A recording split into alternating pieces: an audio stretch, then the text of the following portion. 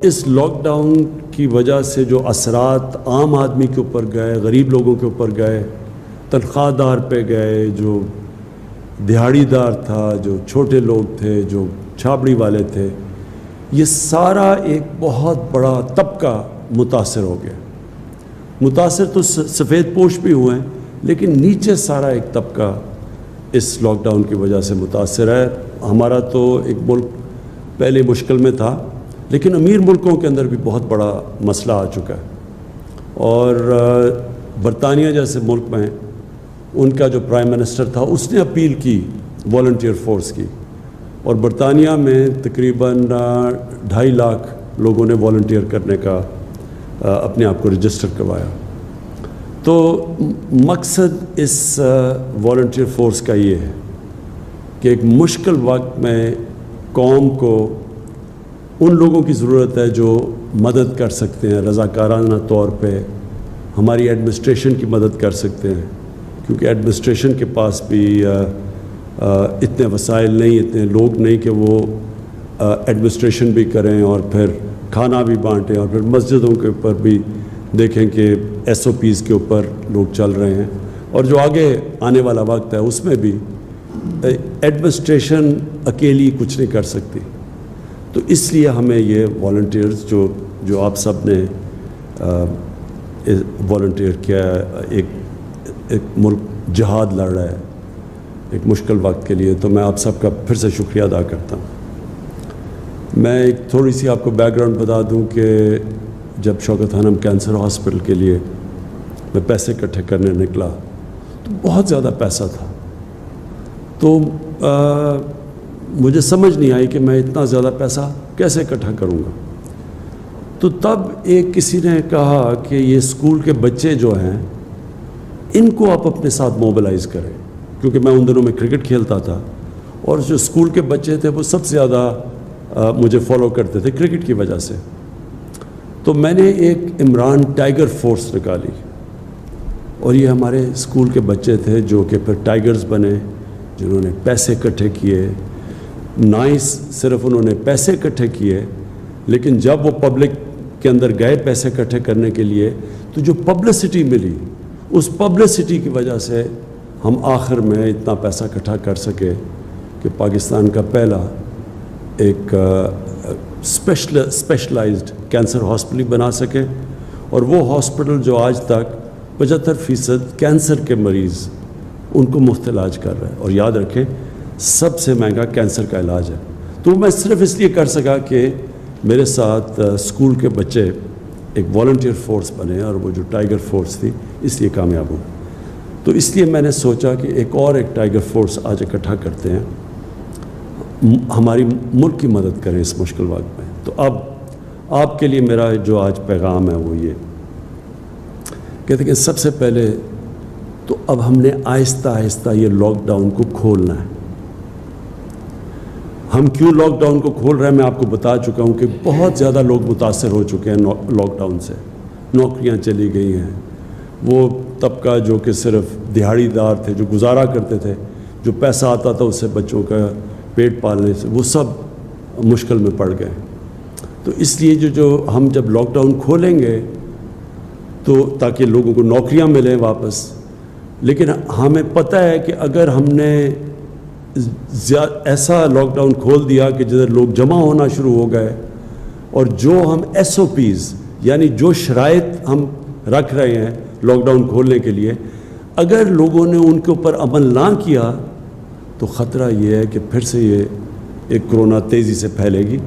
کیونکہ اب تھوڑی لیول ہو گئی ہے۔ تو اگر وہ پھر سے پھیلی تو اس کا پھر خدشہ یہ ہے کہ پھر سے ہمیں لاک ڈاؤن کی طرف جانا پڑے گا۔ لہٰذا میں آپ سب سے یہ امید رکھتا ہوں کہ آپ نے پھر اپنے یونین کاؤنسلز کے اندر، محلوں کے اندر، اور جدھر آپ کی لوکیشن ہے، آپ نے پھر لوگوں کے اندر یہ اویئرنیس پیدا کرنی ہے، آپ نے پبلسائز کرنا ہے کہ SOPs کیا ہیں۔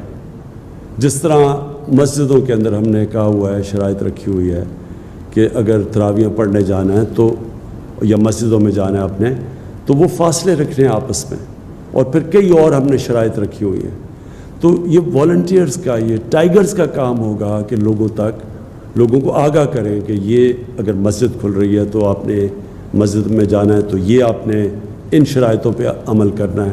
اگر دکانیں کھل رہی ہیں تو تب آپ نے کیا کرنا ہے، اگر فیکٹریاں کھل رہی ہیں تو آپ نے لوگوں کو آگاہ کرنا ہے اس چیز پہ۔ حالانکہ یہ جب ہم کھولیں گے فیکٹریز اور دکانیں اور سب چیزیں تو اس میں ذمہ داری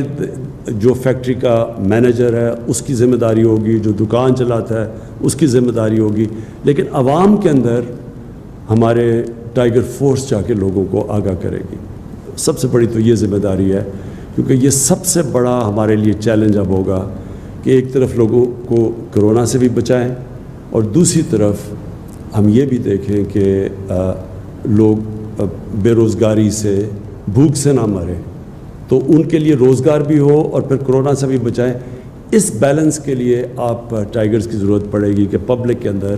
یہ اویئرنیس کیمپین کریں، لوگوں کو آگاہ کریں کہ کن شرائط کے مطابق ہم لاک ڈاؤن کو کھول رہے ہیں۔ دوسری چیز جو میں پہلے کہہ چکا ہوں، مسجدیں، ان کے اندر یوٹیلیٹی سٹورز، میں بھی کہوں گا بھی ہمارے یوٹیلیٹی سٹورز کے چیئرمین بیٹھے ہوئے ہیں، میں اس کے ڈاکٹر ظفر مرزا کو یہاں بٹھایا ہوا ہے کیونکہ بہت زیادہ میڈیکل پروفیشن کے لوگ جو میڈیکل فیلڈ سے تعلق رکھتے ہیں انہوں نے بھی ہمارے ٹائیگرز بنے ہیں، تو یہ ڈاکٹر مرزا کو کہوں گا کہ آپ کو گائیڈ کریں۔ یوٹیلیٹی سٹورز کے ذوالقرنین آپ کو بتائیں گے چیئرمین کہ ان کے اندر آپ نے کیسے کیا چیز دیکھنی ہے جا کے یوٹیلیٹی سٹورز پہ۔ میں چاہوں گا کہ عثمان ڈار آپ سے مختصر بات کریں کہ جو انہوں نے سیالکوٹ کے اندر ایک پائلٹ پروجیکٹ کیا ہے والنٹیئرز کے ساتھ، ٹائیگرز کے ساتھ، تو وہ اس کی بھی بات کر سکتے ہیں۔ تو نمبر 1 چیز کہ ٹائیگر فورس ایک والنٹری فورس ہے، آپ نے کہیں پیسے اکٹھے نہیں کرنے، آپ کا کام یہ نہیں ہے، آپ کو کوئی تنخواہیں نہیں مل رہی، آپ ایک جہاد لڑ رہے ہیں ہمارے ساتھ مل کے، اور آپ جوائن کریں، ایڈمنسٹریشن کے ساتھ مل کے آپ کام کریں گے۔ تو جو لوکل ایڈمنسٹریشن ہے، جو ایک بڑا پروگرام ہم نے لانچ کیا 2 دن پہلے، وہ ہے کہ ہم جو لوگ بے روزگار ہوئے ہیں، جو اس لاک ڈاؤن کی وجہ سے لوگ بے روزگار ہوئے ہیں، ان کی رجسٹریشن کروانی ہے آپ نے۔ تو میں آپ جو یونین کونسل کا آفس ہوگا، جو ہماری ایڈمنسٹریشن ہوگی، وہ اس آفس میں وہ ایک ڈیسک بنائے گی اور ادھر آپ لوگوں کو رجسٹر کریں گے۔ جو لوگ بے روزگار ہوئے ہیں، لوگ خود بھی اپنے آپ کو رجسٹر کر سکتے ہیں، لیکن ہم یہ سمجھتے ہیں کہ وہ جو ویب سائٹ کے اوپر اپنے آپ کو رجسٹر کرنے کی فارم بھرنی ہے، وہ شاید زیادہ لوگ نہ کر سکیں، اس لیے آپ میں سے زیادہ تر پڑھے لکھے لوگ ہیں جنہوں نے والنٹیئر کیا، تو آپ ان کی مدد کریں تاکہ وہ رجسٹر کریں، اور پھر ہم ان کو ایک فلٹر کر کے اپنے احساس پروگرام کے ذریعے جو نادرا کے ڈیٹا بیس ہے ان کو فلٹر کریں گے کہ واقعی وہ مستحق ہیں، اور ان کے بعد وہی کیش ٹرانسفر کریں گے جو کہ آپ ابھی احساس پروگرام کی کیش ٹرانسفرز کر رہے ہیں، اور پھر ان کو بھی آپ مانیٹر کریں گے اور ہمیں فیڈ بیک دیتے رہیں گے۔ اس کے علاوہ جو